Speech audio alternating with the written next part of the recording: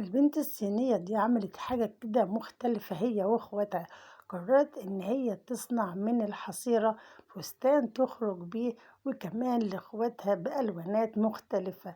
لو انتم عجبكم الفيديو أتمنى لو أول مرة تزوروني في قناتي تحطوا لايك للفيديو واشتراك للقناة، كمان فعلوا الجرس على الكل علشان توصل لكم كل الإشعارات الجديدة. وكمان لما بتكون خارجة مع اخواتها بيعملوا ستايل كده مختلف، يعني الناس لما بتشوفهم بيعرفوا ان هم اخوات.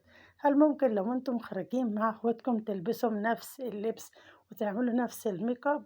كمان قررت ان هي تصمم من باروكة الشعر لبس مختلف، عملت منه أحلى لبس، طبعا لبسه ممتاز جدا وكمان مختلف، حاجة غريبة جدا. أتمنى الفيديو لو عجبكم حطوا لايك كتير للفيديو، وكمان شيروا مع أصدقائكم علشان ممكن تعجبهم فكرة ويعملوها، بس أكيد لأ طبعا